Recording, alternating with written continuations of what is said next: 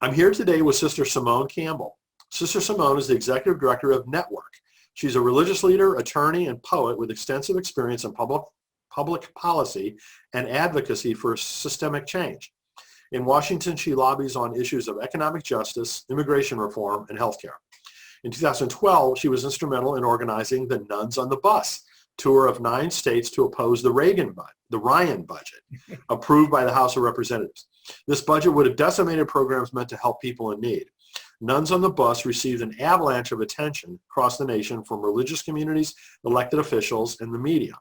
She's led 6 cross-country Nuns on the Bus trips focused on economic justice, comprehensive immigration reform, and voter turnout. And she has another one coming, so we'll talk about that more in just a moment.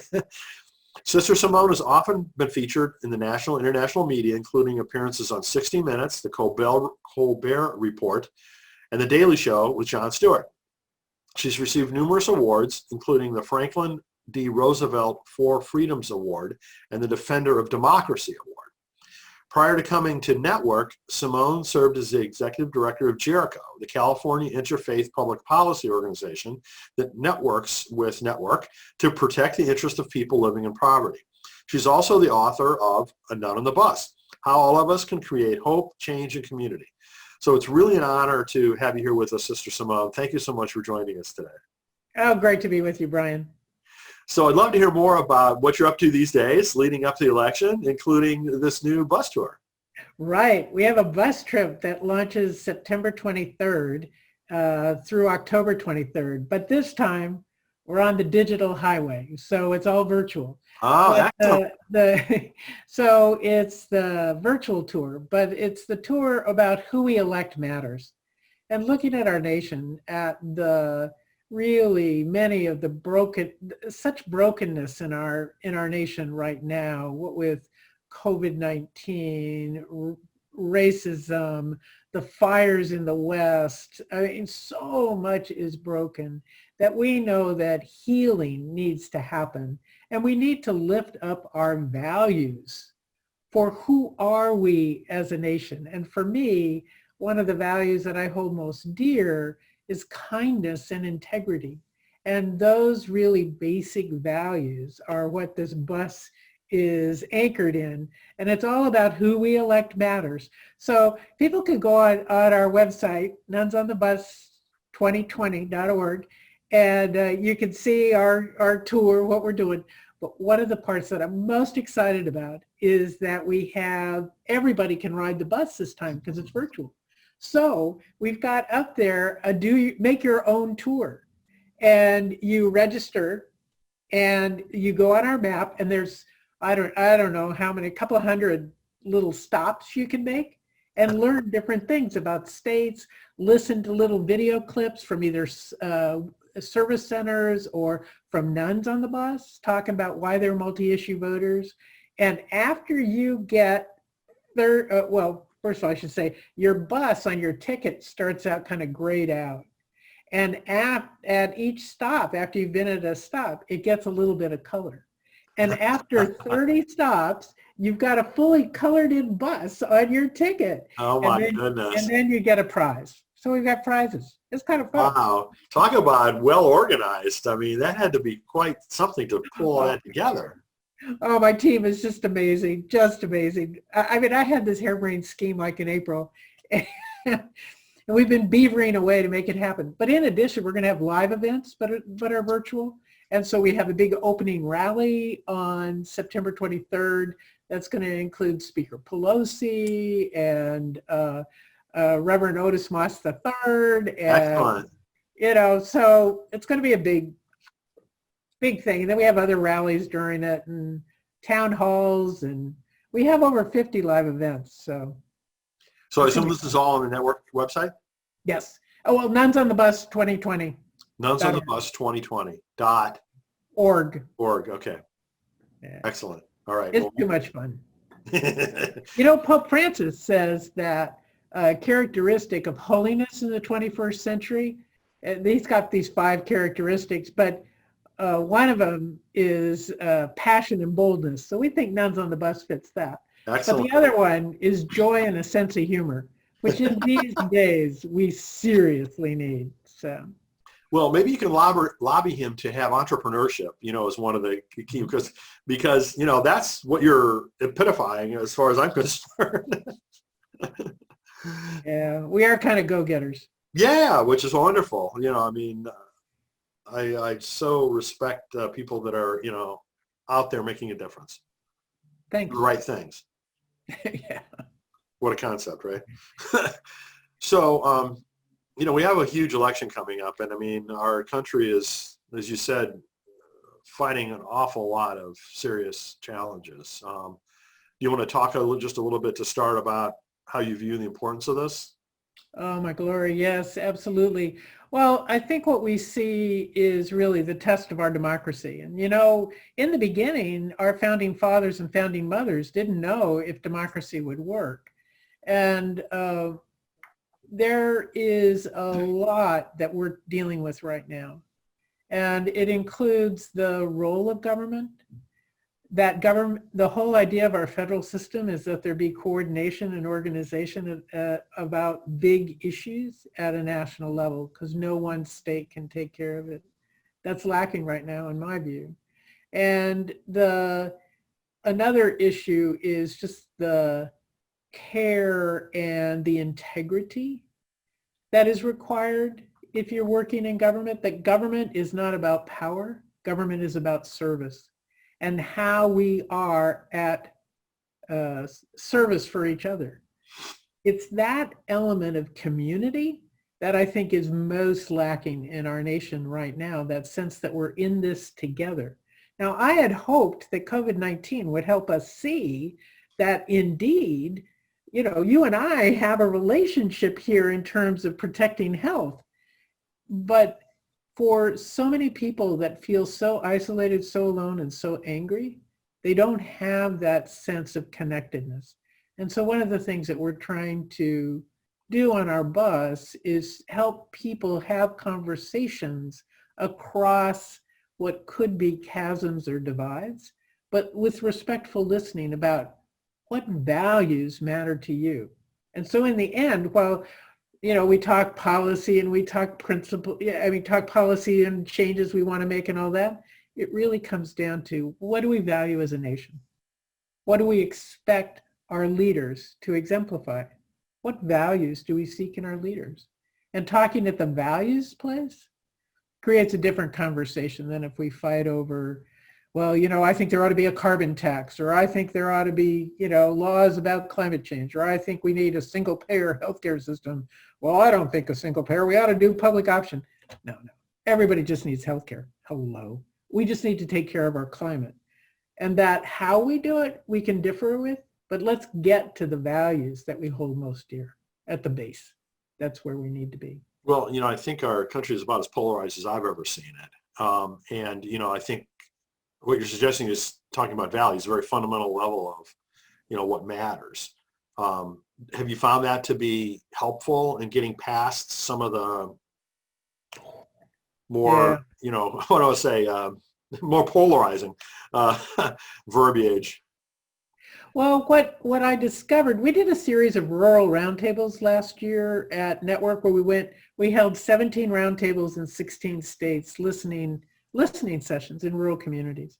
And one of the things that I discovered was that many in rural America, or the folks that are so angry, feel alone, that no one has their back and no one is listening to them. And that the urban reality is urban folks dismiss rural folks. It happened at almost every session. I'd say, what does city folk get wrong about country living? Because I'm just a city girl. And, people would laugh and then they'd start talking. And almost always it came up, city folk think country people are dumb and uneducated. And it's not true. And then I came back to the city and I said, I was so horrible. I was pained by this reality. I said, oh my heavens, this is what they think. And some of my city folk friends said, oh, they're right. They are dumb. And oh no. And so I think what it starts with is we've got to listen to each other with respect to start with. And what do you value? Because I found If you listened, then there was the possibility of building some connections and care in that very moment and being allowed in to a community where I didn't really belong. That we were in Missouri and outside of, where were we? Outside of Columbia. And this woman says, well, you city folk, you go to demonstrations, you go and you're anonymous. But in our community, if we have a demonstration, you're not anonymous. There's consequences. It's not that we're conservative. We're just careful of our relationships. And I thought, whoa. And to know that lived reality then changes my heart and changes theirs. That's what we have to do. So is there a place, in all the work that you guys are doing where you've articulated some of these core values that we should lift up and basically make everyone conscious about as we're discussing all this? It looks like you have this already prepared. Yes. Okay. Awesome. So yeah, it's a brand new book. It technically gets released tomorrow. Okay. Awesome. Hunger for Hope. And what it is prophetic communities, contemplation, and the common good. And so my experience, this is just based on my experience, is I have a contemplative practice of deep listening for the Spirit.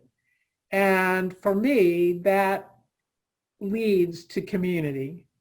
And then in community, we need communities that further a prophetic imagination. So that's what I talk about there. And then apply that prophetic imagination to some of the social issues of our time. We can do this, but it requires community. That's the linchpin piece that we're missing right now, in my view. But it requires the spiritual practice, knowing that I'm not the measure of it all, that I just have to do my part. And who's publishing that book? Orbis Press. Okay. You know Orbis. They're the Maryknoll Press. They do a lot of Catholic publishing. So okay. We have a cross section here of various folks, various traditions meeting up. Well, yeah. That's America, right? We aren't just one monolithic, religion or political party or ethnicity or 27 other dimensions that make us all what we are. What makes this country as great as it is the incredible diversity that we have. Which I have to say is critically important that we acknowledge that, and we also have to acknowledge some of our failings of the past, especially with regards to the whole racism issue. And that's one of the things that we've been looking at and working on. And we have this. Your listeners might be interested in this. They could sign up for one of our workshops on the racial wealth and income gap. It has been created structurally. It's structural racism, created by laws that look neutral on their face, but in fact have a tremendous racist consequences. And it's some of that work that we've been doing, trying to help the white community understand. My African-American friends, they said, well, of course, where have you been, Simone? So, but the thing is we white folk, we need to wake up to this. It's about structure. It's not about being polite. Absolutely. And we need to change the laws. And that's where Black Lives Matter is so important, because no life matters unless Black Lives Matter. So we got to make sure Black Lives Matter, Brown Lives Matter, other folks who are part of our out groups, where we can be blind to the way people get left out. So that's a piece of our work. Where can people find out about the workshop? That's up on our networklobby.org website. Good. So under our education side, yeah, we did it in person. We have this experiential game, but then after COVID, we changed it to an online, more of a presentation conversation combination. So in the time leading up to the election, what suggestions do you have for religious leaders to say and to do? Oh my glory. We need folks to speak up about what they value and what they're looking for in a leader, to be a multi-issue voter, to know what matters from them. But the most critical thing is to speak from the heart. But it's not just speaking, it's inviting other people to speak and then to listen to them. Because just like, our experience in rural communities, people don't feel listened to. And so I think the ministry of listening and receiving is critically important if we're going to reweave the fabric of our democracy. And so what that requires then, so I have to be a little patient. And some of us who are in this more preaching mode, we're not used to doing the listening so much. We got stuff to say. Exactly. But I think we can learn. We can learn a lot by listening. In asking the question, what matters to you? Talk to me. How'd you get there? There was this guy I met in 2016 in Indianapolis, and I don't know, I never did learn his name, but he was so for Trump. He was so angry. He was so for Trump. And I was like, I got a chance to talk to him. So it was like, well, talk to me about why. And he goes, oh, wow, he's really tough. I saw him on TV. He said, you're fired. He won't take anything. And it's going on and on. And I said, well, what does he have to be tough about? He said, well, my parents always told me if you worked hard, played by the rules, you'd get ahead. And I have it. And it's even harder for my kids. They got a college education and they can't even, find a good, decent job. They had to come home and we're all trying to pay off their debt. My parents told me if you worked hard, played by the rules, you get ahead. He kept repeating that. And finally, I said to him, this was, I don't know, a gift of the Spirit. I said, well, it really sounds like you feel ashamed that you didn't measure up to your parents' expectations. Is that true? And bam, he got tears in his eyes. And what I realized was this man had taken the rhetoric that he alone was responsible for his family and had no idea about the structural economic reality that undercut him at every turn. And so by listening, we find how we can ease some of that burden, bring them back in, help people see a deeper truth. But we have to be open to receiving it. Now, I'm not good at that every day. So I have to be good at it I have to be willing to listen. So, but I think it's critically important if we're going to heal our society. We've got to listen. It's pretty challenging to do that, right, on a mass scale. Yeah. It's kind of like broadcast TV is one to many, and radio, and even the kinds of things that we're doing right here. You and I are talking and, hoping that folks listen to it. It's a lot tougher to listen to each individual in a meaningful way. So do you have any suggestion? You're doing the virtual tours. Normally you'd be doing, physical tours. And I know that's certainly a mechanism to listen, but how do we implement something? How do we organize something? How do we make something happen that allows for the kind of listening that's pretty much not a one-on-one, but you got to listen to each individual, right? How do we do that?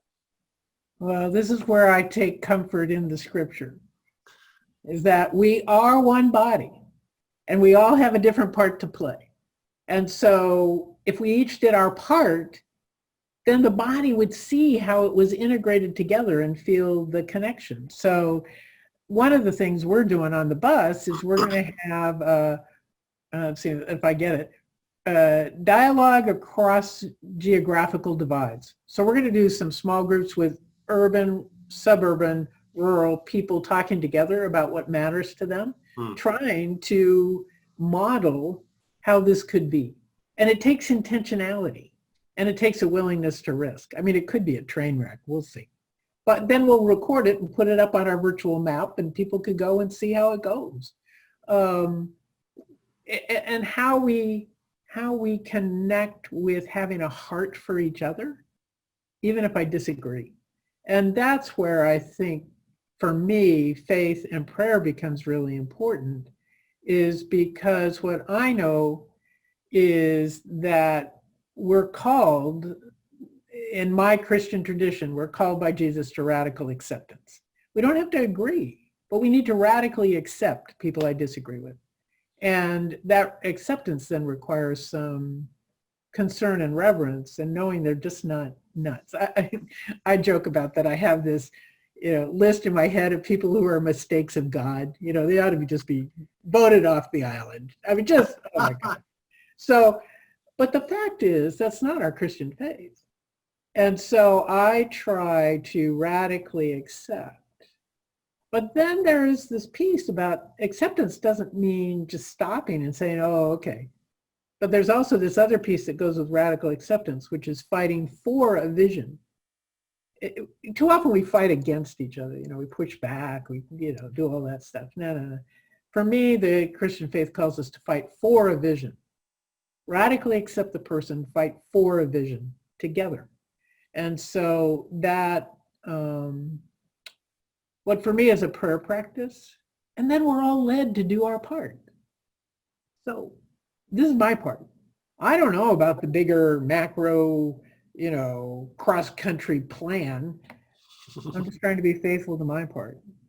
And trust you'll do yours. You're obviously doing yours, right? Well, I mean, that's all of us can do. It's just, try to do the best we can within the particular world that we're set in. Right, but not always pine for something more. I mean, pining for something more can be important because it can be the way the spirit is creative and we can do something new.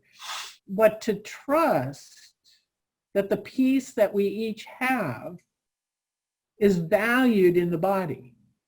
So I joke and I say my part in the body of Christ is to be stomach acid. So I help digest food, I stir people up, I release energy. I can be toxic in large quantities. I have to be contained in a small bus. But if there are people to pick up the energy that's released, then I could become illness. I could become toxic. So seeing that how we all play together, how I need you, you need me, I think that's a really important piece for healing our society. We need each other. Well, there's going to be a lot of healing required, I think, after this election, regardless of how it goes, what the process looks like, how it turns out. So I think, I'd like to circle back with you in a few months to talk about healing specifically. Let us pray to the Lord. Let us pray to the Lord, as we say. Yes. Yeah. So just to finish up, if you had one thing to hope for the election, what would it be? For the election? Or as an outcome of the election? Oh, well, okay. Thing I hope for is a change in the federal administration.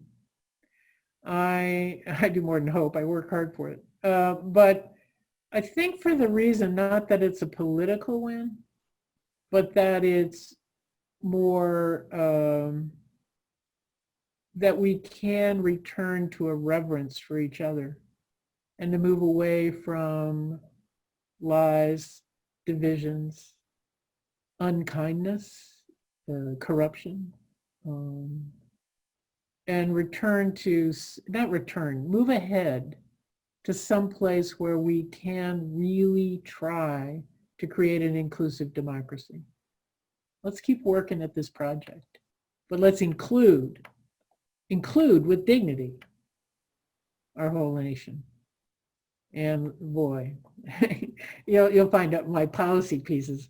Let's change this immigration disaster that we have. Let's change tax policy that is sucking the life out of 80% of our people. Let's change how we take care of the planet. We got some work to do. A lot of change required, isn't there? Yeah. But the biggest thing is the change of heart. Do we have a heart for the people? If we have a heart for all the people, we can do this. So can you show us your book again and remind us what the title is? Hunger for Hope. Available for pre-order now, available to ship any day. So Yep. we'll be looking It's forward up there to it. on the various indie books and Orbis Press and Amazon and all that. So, Good. Excellent. thank you. All right. Well, Sister Simone, it was really been a pleasure to have you join us. Thank you so much for all the work that you do. Thank you for collaborating with us on this interview, and we look forward to future opportunities to work together. I look forward to it too. All right. Keep up the good work yourself. Thank you. Thank you.